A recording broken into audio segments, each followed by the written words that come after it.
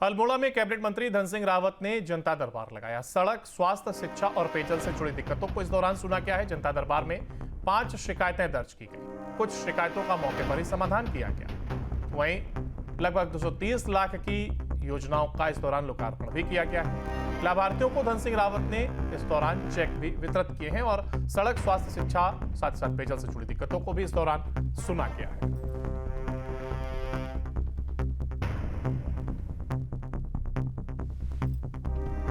खबर देहरादून से उत्तराखंड पहुंची संयुक्त सदस्यीय समिति। तो वहीं एक देश एक चुनाव बिल पर सुझाव लिए जाएंगे। जॉली ग्रांट एयरपोर्ट पर जोरदार स्वागत किया गया। तो वहीं अगले 2 दिन उत्तराखंड में ये रहेगी जेपीसी।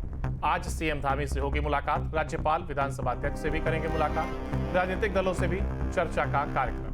तो एक और जहां एक देश एक चुनाव बिल पर सुझाव लिए जाएंगे, तो वहीं इसके साथ ही जॉली ग्रांट एयरपोर्ट पर जोरदार स्वागत हुआ है। अगले 2 दिन उत्तराखंड में रहेगी जेपीसी। इसके साथ ही आज सीएम धामी से मुलाकात होगी और साथ ही साथ राज्यपाल, विधानसभा अध्यक्ष से भी इस दौरान मुलाकात करेंगे। और ज्यादा जानकारी के लिए हमारे साथ हमारे संवाददाता अजीत राठी हमारे साथ लाइव जुड़ गए हैं। अजीत, देखिए, जहां एक और संयुक्त सदस्यीय समिति की अगर बात की जाए तो एक देश एक चुनाव बिल पर सुझाव लेने के लिए पहुंची है और कहा जा रहा है कि लोगों से सुझाव के साथ ही मुख्यमंत्री से मुलाकात ये टीम करेगी।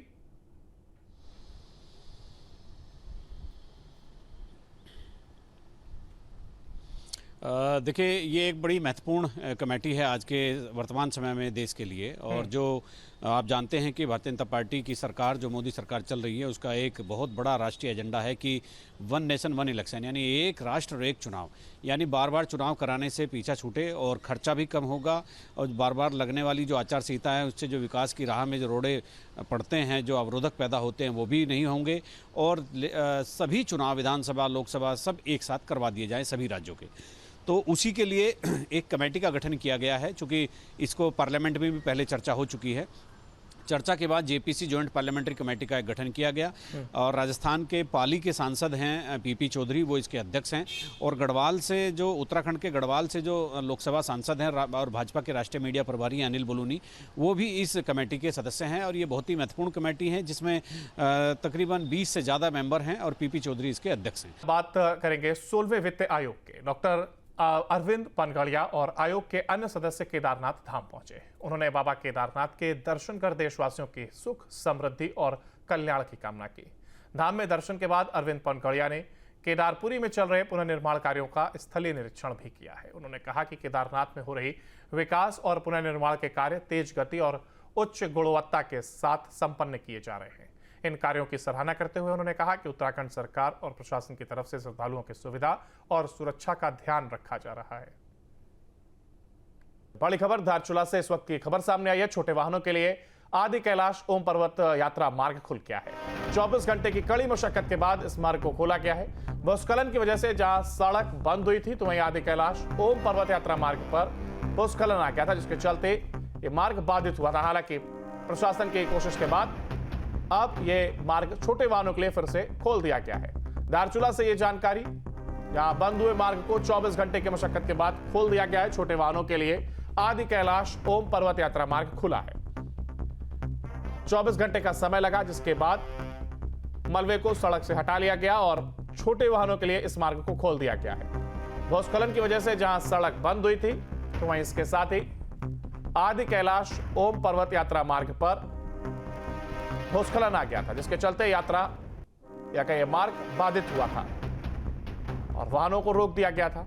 हालांकि अब प्रशासन की मुस्तैदी के बाद 24 घंटे के अंदर यात्रा को, मार्ग को छोटे वाहनों के लिए खोल दिया गया है।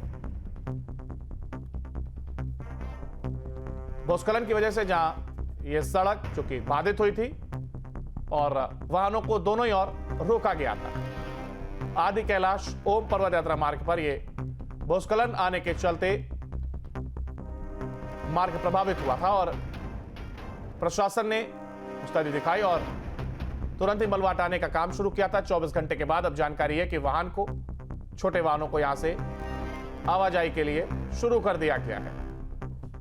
तो 24 घंटे की कड़ी मशक्कत के बाद यह यात्रा फिर से शुरू हो गई है। भूस्खलन की वजह से यह सड़क बंद हो गई थी आदि कैलाश यात्रा मार्ग भूस्खलन के चलते जो कि बाधित हुआ था। और ये तस्वीरें आप देख रहे हैं जहां यात्रा बाधित हुई थी। दरअसल भूस्खलन का ये मलबा जो कि मार्ग पर आ गया था, जिसके चलते यात्रा प्रभावित हो रही थी और जो वाहन है उनको रोका गया था। हालांकि प्रशासन ने अब मलबे को हटाया है और मार्ग को फिर से शुरू किया गया और पहले छोटे वाहनों के लिए यात्रा को खोला गया है। 24 घंटे का समय इसमें लगा, जिसमें कड़ी मशक्कत के बाद इस मार्ग को खोला गया। धारचूला से यह जानकारी,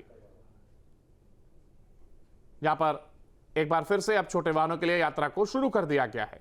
हालांकि कुछ समय के लिए जरूर यह मार्ग बाधित रहा, लेकिन 24 घंटे के अंदर ही अब एक बार फिर से छोटे वाहनों के लिए यहां से आवाजाही शुरू हो गई है। जहां धारचूला से इस वक्त की बड़ी खबर सामने आई है। छोटे वाहनों के लिए आदि कैलाश ओम पर्वत यात्रा मार्ग जो कि खुल गया है।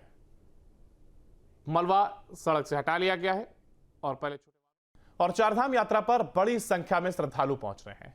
10,30,000 के पार पहुंचा यात्रियों का यह आंकड़ा। तो वहीं केदारनाथ धाम में 5,10,000 श्रद्धालुओं ने दर्शन किए हैं। रोजाना 20 से 25,000 भक्त यहां पर पहुंच रहे हैं। केदारनाथ धाम, बद्रीनाथ में 2,54,000 से ज्यादा श्रद्धालुओं ने दर्शन किए। गंगोत्री और यमुनोत्री की अगर बात करें तो 3,66,000 से ज्यादा यात्रियों ने यहां पर दर्शन किए हैं। यमुनोत्री धाम में 1,90,000 लोगों ने दर्शन किए हैं। गंगोत्री धाम में 1,76,000 लोगों ने यहां पर दर्शन किए हैं और लगातार यह आंकड़ा बढ़ता जा रहा है। जो लोग हैं, जो श्रद्धालु हैं, वो बाबा के दर्शन के लिए यहां पर पहुंच रहे हैं और सभी धामों पर बड़ी संख्या में जो श्रद्धालु हैं वो पहुंच रहे हैं। बाबा के दर्शन के लिए श्रद्धालु पहुंच रहे हैं और लगातार आंकड़े भी सामने आ रहे हैं। केदारनाथ धाम की अगर बात करें तो लगभग 5 लाख श्रद्धालु यहां पर दर्शन कर चुके हैं और रोजाना 20 से 25,000 भक्त पहुंच रहे हैं। बद्रीनाथ धाम में लगभग 2.5 लाख श्रद्धालुओं ने दर्शन किए। तो वहीं गंगोत्री और यमुनोत्री धाम में 3.5 लाख यात्रियों ने अब तक दर्शन कर लिए हैं। यमुनोत्री धाम में यह आंकड़ा लगभग 2 लाख तक पहुंच गया है।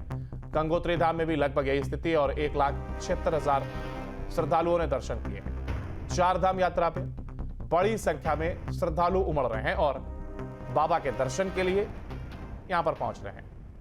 एक और जहां प्रशासन पूरी मुस्तैदी के साथ अपनी तैयारियों के साथ जुटा हुआ है, भक्तों को किसी प्रकार की कोई दिक्कत ना हो, सुगमता से उन्हें दर्शन प्राप्त हो, तमाम यहां पर प्रशासन भी कोशिश करता हुआ नजर आ रहा है। तो वहीं लगातार बढ़ता यह आंकड़ा ये साफ बता रहा है कि किस तरीके से भक्ति है।